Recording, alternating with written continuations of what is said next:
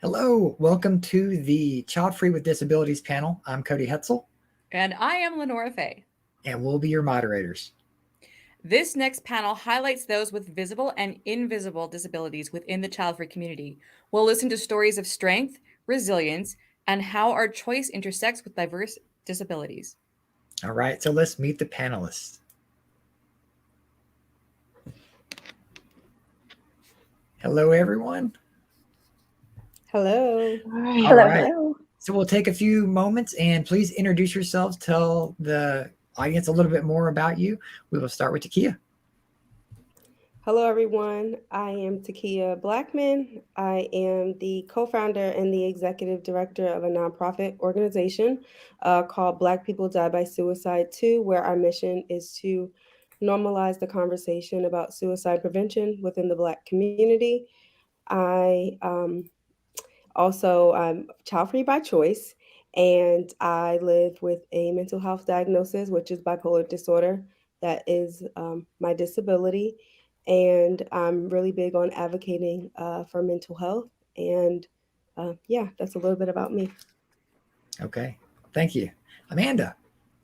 Hello, my name's Amanda Vanderbroek. I'm a writer from Nebraska. I focus on American history between 1890 and 1920. I'm specifically really interested in disability history and gender history and funeral history, which makes me very fun at parties. And I was born with a birth defect called lipomyelonmeningocele. It's a type of spina bifida. And as a result of the many surgeries that I've had and different things that I've had, I, as an adult, developed an immune disorder as well that affects my blood vessels. It's called vasculitis. I'm 35, and like I said, I live in Nebraska, which is in the middle of nowhere, but I like it. So, I will say I have no problem with funeral history, but you know that. But just to put a vote out there for funeral history. All right, Catriona. Hi, everyone. I'm Katrina. I'm 30. Oh, sorry. No, that's okay. Happens every day. Out here educating on that spelling. I am 36. I live in British Columbia, Canada. I am a qualitative research consultant. I run my own company. And a little bit about me, my disability. I have you name it in the reproductive area: endometriosis, adenomyosis, fibroids, polyps, PCOS. You can add in a couple autoimmune diseases to that as well, POTS and neurodivergent. So that's me in a nutshell. Thank you for joining us. All right, Crystal. Hi, everyone. I'm Crystal. I live in Washington State. I'm 38. I live with my girlfriend and our 2 cats. I was diagnosed with MS, multiple sclerosis, about 8 years ago. All right, Lyric. Hi, my name is Lyric. I am 23. I live in Southeast Michigan, and I have a multitude of disabilities. My primary one being mixed connective tissue disease. It's a rare autoimmune disorder that takes the qualities of lupus, scleroderma, and a bunch of other things. I'm also bipolar 1, and I am autistic and have ADHD and endometriosis. So like I said, I have quite a bit going on. And yeah, that's about it for me. Okay, Sarah. Hello, everyone. I'm Sarah Liu. I am 30, and I am a white, femme-presenting individual with long, brown, curly hair. I'm wearing a dark blue shirt and silver jewelry.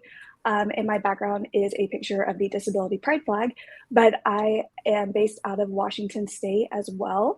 And my disability, I am a part of the visually impaired and blind community. I have a rare degenerative eye disease known as retinitis pigmentosa. Thank you for sharing all that. So our question: has your disability shaped your decision about being child-free? We'll start with Takia. Absolutely. It most certainly have. Honestly, I didn't even think that it would be considered a disability until being in therapy for years and realizing how it impacts me. So I have moments of not being able to take care of my hygiene, feeding myself, just getting out of bed. really does get to be really challenging. I have struggled with suicidal ideation since I was a child. And now I'm in a much better headspace, but there are bouts in terms of periods where I'm struggling with it, and I have been hospitalized multiple times.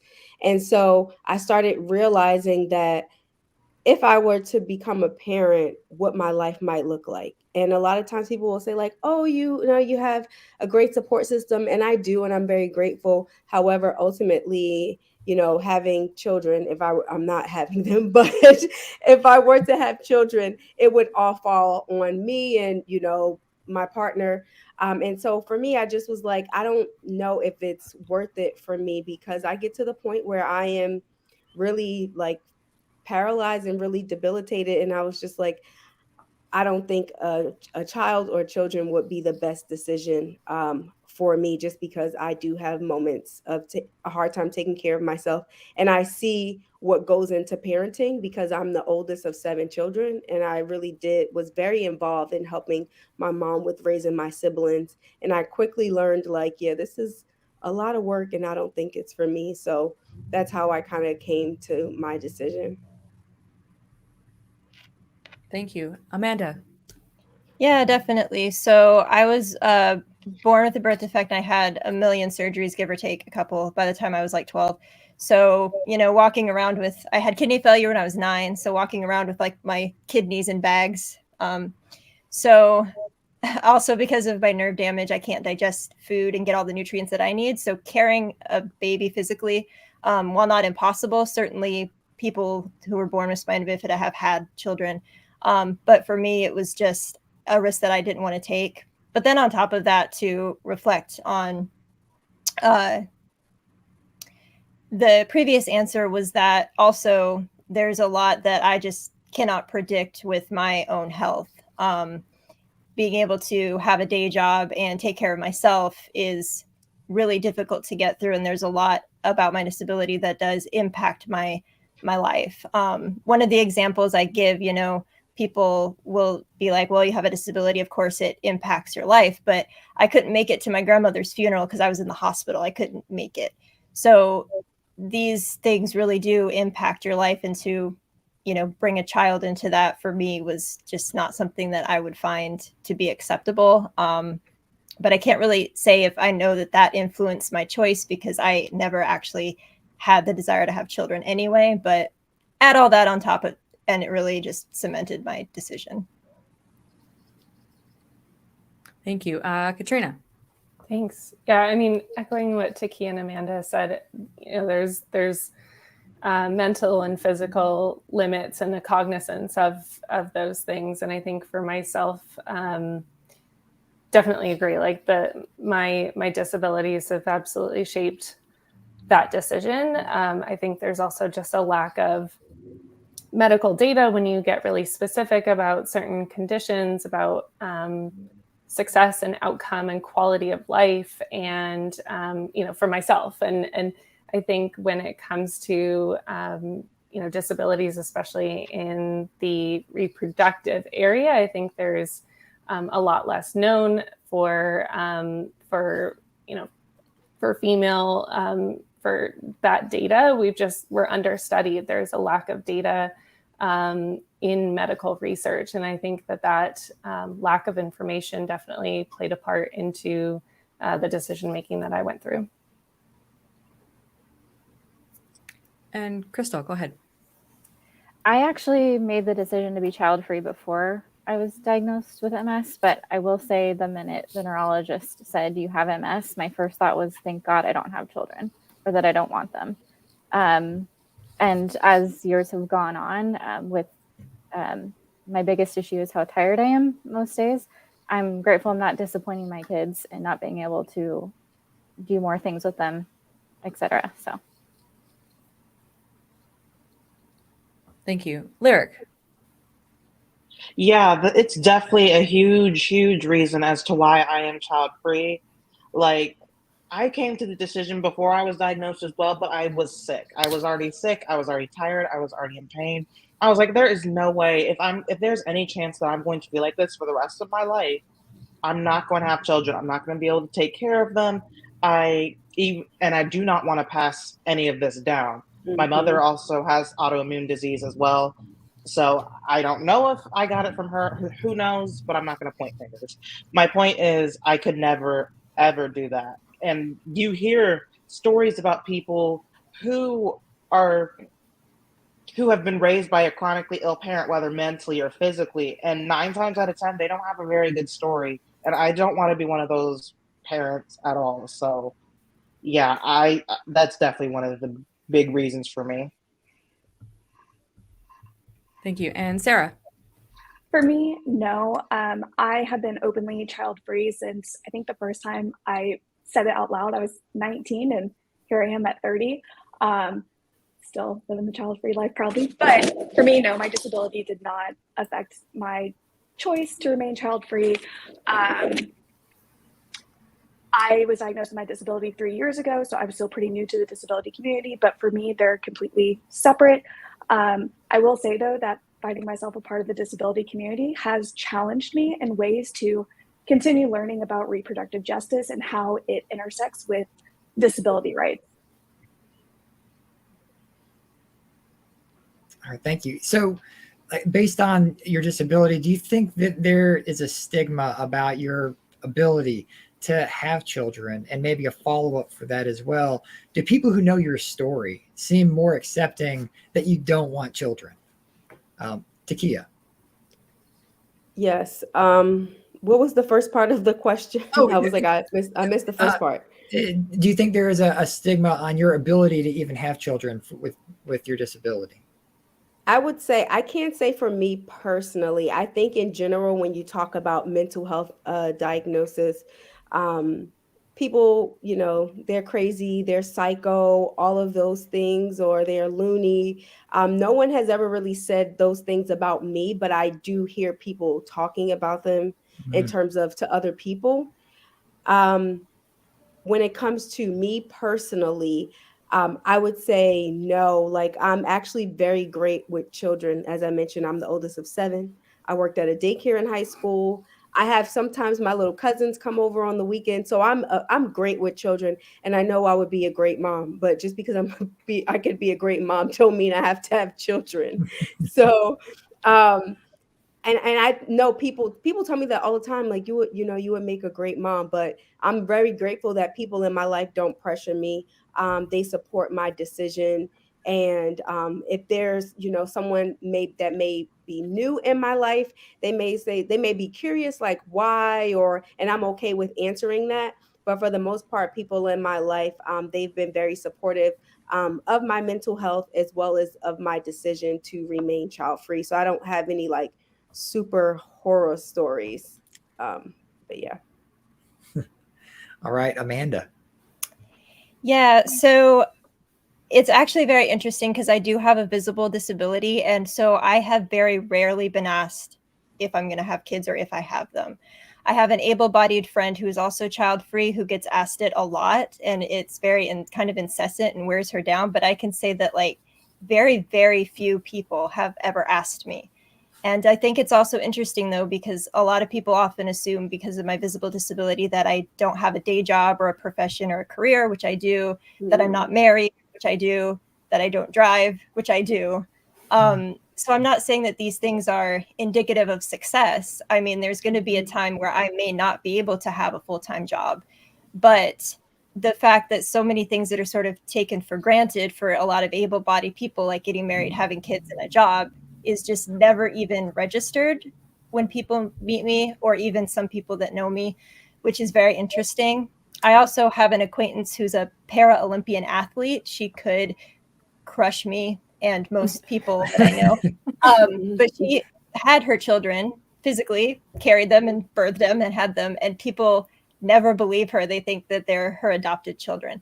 So there is a stigma around that visible disability one way or the other. If you have them, no, you didn't. They have to be adopted, because there's no way that somebody with a visible disability could even have children. So for me anyway, in my personal experience, it just, oh, okay, yeah, of course you don't have children. Yeah. Katrina.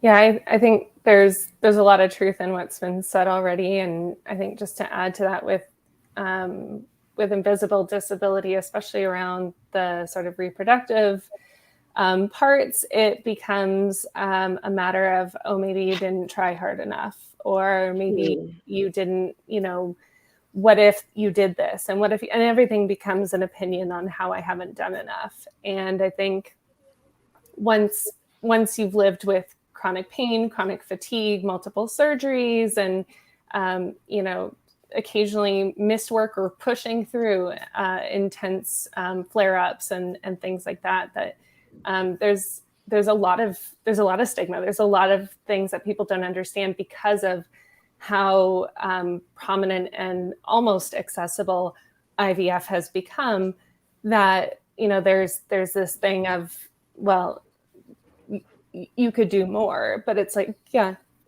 I'm aware. No, thank you. But I think with that, there's not a lot of acceptance for people who maybe went down that route and needed to pursue that for their own goals. And I think similar to Kia, like the parentification early in life, like that has a big bearing on it. So I don't know, for me, if I was a fence sitter or chicken or egg with infertility, but I certainly didn't pursue it that hard, that far, and worked on acceptance and building a beautiful life anyway. Yeah, thank you. Crystal. Yeah, before I was diagnosed, the response I would normally get was, oh, when you meet the right person. So, oh gosh, I know, which we've all heard a million times. After, people assume that I'm not child-free because of my disability. So I usually take that opportunity, if I have the energy that day, to explain that, no, actually, I made this decision well before I was diagnosed. And so that's where I'm at with this. Okay. Yeah. All right, Lyric. I'm kind of piggybacking off of what Takia said. It's like, for me personally, not really, but in general, absolutely. Especially for people who spend most of their time in the hospital. I mean, granted, it's definitely been asked of me less when I'm going to have children, because I'm an ambulatory wheelchair user, which means I'm not in a wheelchair all the time. I can still stand up, but if it's a bad pain day, I'm going to be in it for the most part. If it's a good pain day, I might not be. But for the most part, people in my personal circle were pretty accepting, except for my mother when I decided to get a total hysterectomy due to my endometriosis. I know, like, endometriosis isn't treated by hysterectomies, but for me personally, it was just the right choice for me, and I just wanted to eliminate every possibility of me getting pregnant. I refused to have that as a possibility at all, and I was tired of menstruating, so it just made sense to me. But yeah. Yeah, that's my answer for that. Okay, Sarah. For me, kind of similar to Crystal, I used to get asked more about kids prior to getting diagnosed and being told that I'm going blind. After I received the diagnosis, now I've been asked more by healthcare professionals about, like, oh, is that why you're not going to have kids? And I'm like, no, that's not. But people who know me and my inner circle, my family, they know that I've been openly child-free for so long now that they don't really question it when it comes to the disability aspect of things. But I've only gotten it a couple of times where people learn about my disability and they ask that question, oh, is that why you're, staying child-free, you're not having kids? And I just have to remind them that for me as a blind individual in this world, that, like, being blind, I just recently learned, is a really big fear for people, that they are afraid of the idea of going blind, which is kind of funny to me now. I understood it whenever I first got my diagnosis. It was a little scary, but the more I learned, the more it's really not that scary. But I have to remind people that my disability doesn't necessarily make my day-to-day life more difficult, but living in a world that was purposely designed to be inaccessible, that's what makes my life difficult. Okay, thank you, everyone. So I'm toggling between two questions because we're running out of time. But Sarah, since you brought up healthcare providers, I did want to touch on that. So conversations about your child, what do conversations about your child-free life or choice look like when it comes to your healthcare and well-being, like dealing with healthcare providers, has, based on, you know, even what Sarah had shared, have any of you had that experience where something like they're not pressuring you anymore, or maybe they just assume you still want children? Has that been a factor in anything? Takia, go ahead. Yeah, I think well, we may have some new people. I may echo what I had mentioned on the earlier panel. For the most part, like my primary care physician, they will ask and then it just kind of stays there. My therapist already knows because we've talked about it thousands of times. But like when I go to the OBGYN, that's always the one I'm just like, because I also have a friend, a really good friend who's also child free by choice, and she always says, they say like, we're not going to do it because you know that we all know. And so I remember asking just for birth control, and she's like, you think you're going to have children? I'm like, no, I've been saying since high school. I'm in my 30s now. The answer's not going to change. And you know, oh, there are tons of patients who, you know, they always say that and they end up pregnant or they change their mind. I'm like, I'm an individual. Don't compare me to other patients just because that's what you typically see. And I just told her, you know, I am a suicide attempt survivor. I have bouts of still struggling with suicidal ideation. And instead of trying to pressure me or tell me that I'm going to change my mind, you know, you should be asking about my mental health, because that's usually not a factor. I'm like, if I was to get pregnant, I may have to come off of my meds. I may experience a depressive episode. I have bipolar disorder too, so I tend to be more on the depressive side. But I may struggle with suicidal ideation while pregnant or even postpartum. I'm like, we're not even having that conversation about how my medication might have to change or what my mental state might be while pregnant or either postpartum. But you're sitting here trying to tell me that I'm going to change my mind. And she's just like, oh my gosh. And, you know, was just kind of shocked. It kind of put her in her tracks for a moment. And she's like, wow, none of my patients ever brought up mental health as one of the reasons. And I'm like, yeah. And there are so many women who experience postpartum depression. And as someone who already has a history, you know, that might even be amplified. And then she's like, oh, okay, well, you know, we can just explore some, you know, other birth control options. And then I was just like, yeah, but I'm pretty sure I'm probably going to go full throttle in getting everything removed, because I'm like, this is not going to change. And I think I can't remember which panelist just said this about, they're like, oh, you're going to, you know, when you meet the right person, you're going to fall in love. Been in a happy relationship for 2 years and I am in love and I still do not want children. So I'm like, you guys were wrong. Thanks, Takia. Amanda. Yeah, so I had a permanent procedure done when I was 27 years old for birth control. But I had been trying to get that done since I was 18. I mean, once I turned 18, I was like, okay, like look at my medical history, look at everything I have. I don't want to get pregnant.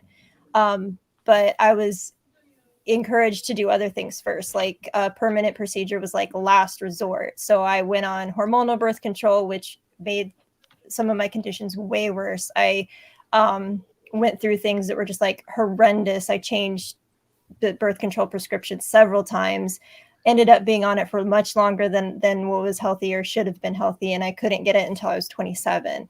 And I think when I got it when I was 27, I had been married for 5 years. And so it was almost like those evidences was how I could finally get the permanent procedure done, saying I'm married, me or my husband don't want kids, I'm getting older now, I'm 27. So that seems more in alignment with some experiences of able-bodied women when they have tried to, at an earlier age, get a permanent birth control procedure done. But I'm not sure. So that was like a very strange thing for me, that even when I'm like, look at all of these things that I struggle with, it was still really encouraged that I not have a permanent procedure. So that's been my personal experience with it.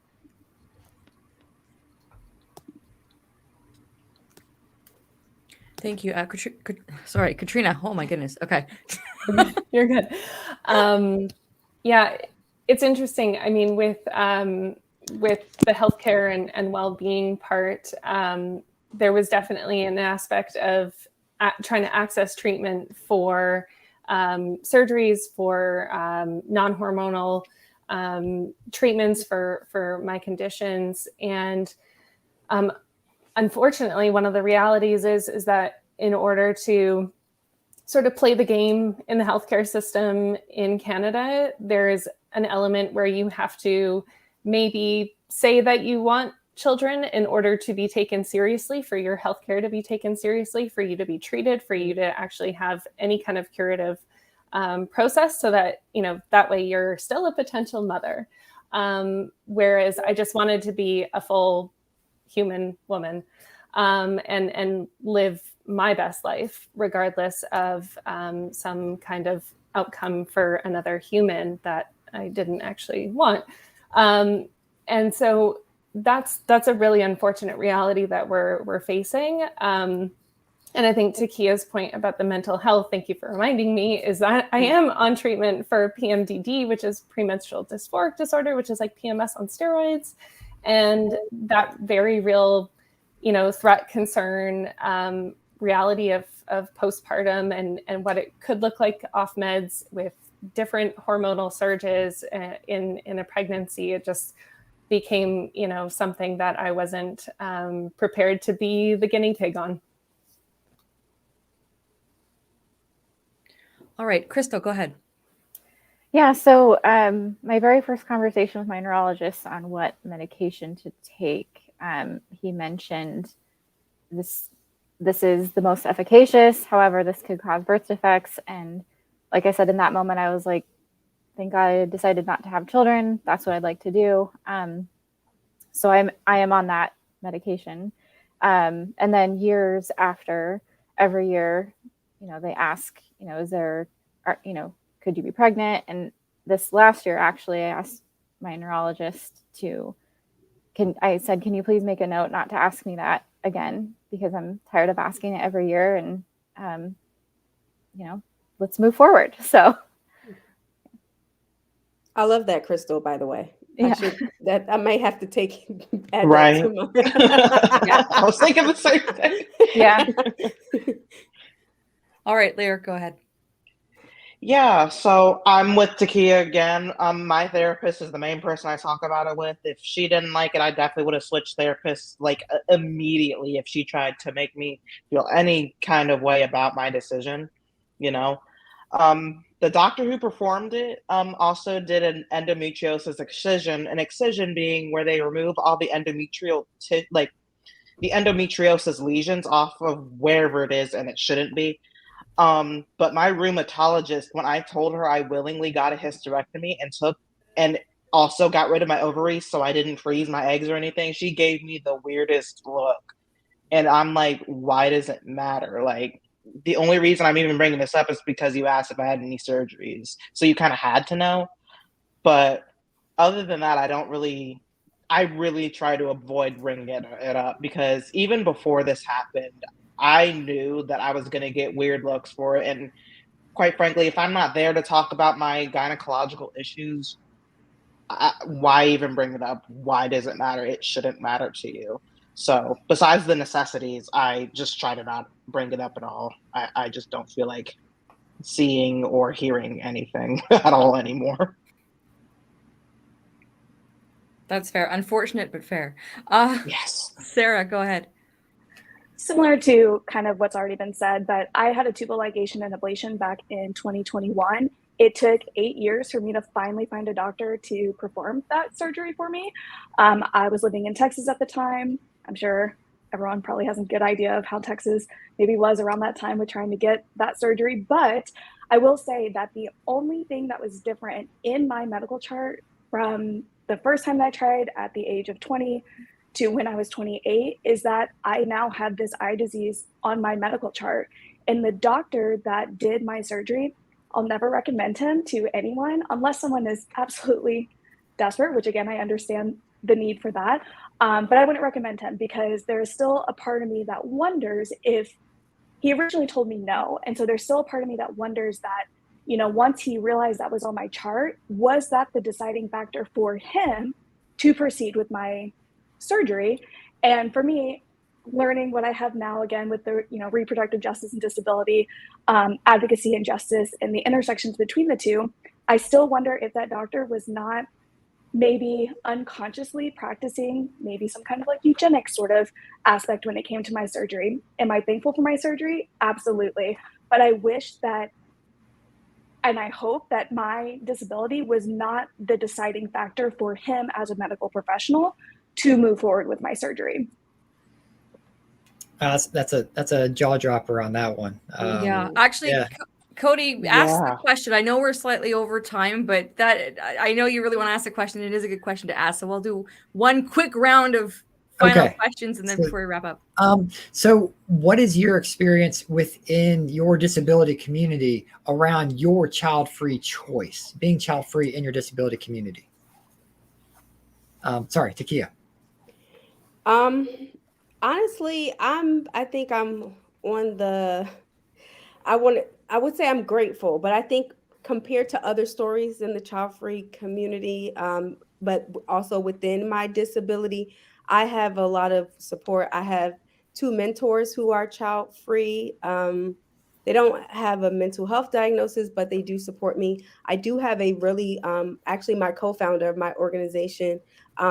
We are both child-free, and we both live with the mental health diagnosis, and that has been really helpful. But overall, I think people tend to understand when I tell them my choice. And it's very interesting because people who are not child free and they have a mental health diagnosis, their response is, I never even thought about my mental health and how that would impact my life, in terms of children. So I would say, as it relates to being a part of the child free, living with the mental health diagnosis, people have been supportive. And it's so great because so many people are part of this community who struggle with mental health diagnosis. They like, yeah, I get it. They're like, yeah, I feel the same way. So I feel like overall for me, I do feel supported, whether it's within the community, but also outside of the community.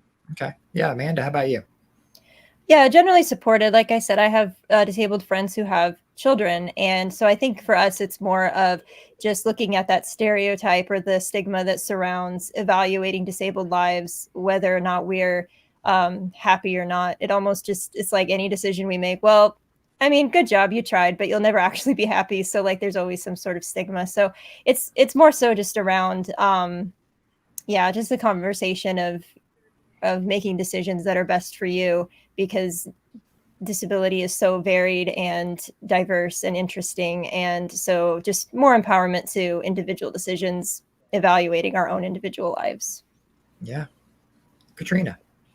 Yeah, I can't say that I really feel like I have a community in this at the moment, TBD, but to build on Sarah's kind of mic drop moment there is, when people don't question why they are having children, and we're out here being very conscious of it and having that conversation, is had I gone down the IVF route, I'm not going that way, but had I, what was my option then? To only pick the male embryos so that I'm not passing on my endometriosis and entire reproductive mess? Or how can I face a daughter day in, day out, if she were to have the same conditions, knowing that I did that? That became one of the things that I struggled with. Yeah. And Crystal. I think over time, I've had more and more support from outside the community quicker, but the more people I meet that also have MS have been extremely supportive immediately. So good. Awesome. Lyric. Yeah, I've had support for the most part, but most people don't even really talk about it, even though I post about it quite frequently. They focus more on my other posts because I have not a big community, but a community that I've built with my Instagram. When I post about it, it's not really discussed. So to be honest, I don't know for sure, but from the direct conversations I have had, yes, they're pretty supportive for the most part. Okay. Good. Sarah. Yeah, I think the conversations when it comes to like reproductive justice and stuff within the disability community, at some point it feels like the Venn diagram becomes like a circle. I feel like we're all fighting for our right to choose. People, you know, within the disability community, we're fighting for our right to choose. We're fighting for marriage equality still. We're fighting for so much there. And then we've got our child-free community where we're fighting for reproductive justice still. And it is something that I definitely have felt like I've had community and support throughout within both of those kind of different communities as a whole. And then now bringing this conversation here, seeing us all finally together. I'm so happy we're having this talk.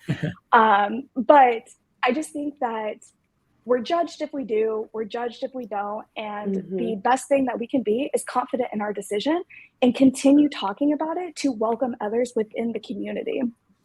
All right. So in some closing remarks, is there anything you would like to plug, promote, let folks know how they can get in touch with you after the convention? Takia, we'll start with you. Sure. You can follow me. I'm getting used to TikTok. So I'm on TikTok. I am T_Kia, KEA Blackman. I'm very active on Instagram.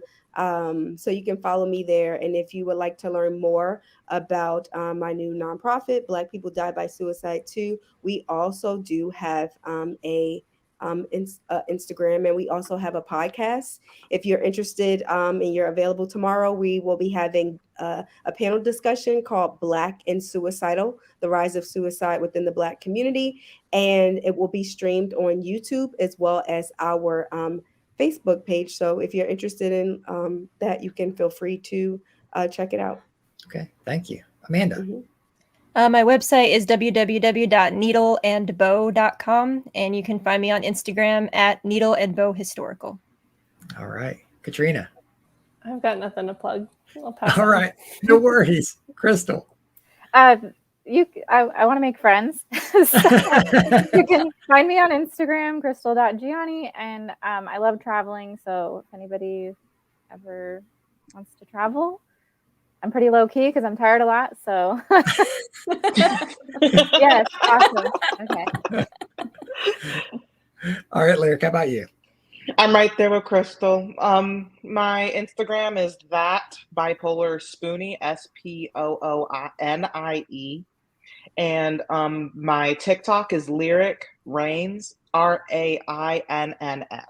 So yeah, I'd love to chat with some of y'all there for sure. Awesome. And Sarah. Yep, you can follow me on Instagram. My handle is coffeepotqueer.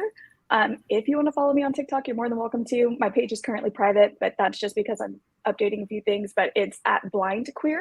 But yeah, either place. Okay. Well, thank you, everyone. Thank you, audience. Thank you. And we'll be back for the next panel soon. Goodbye.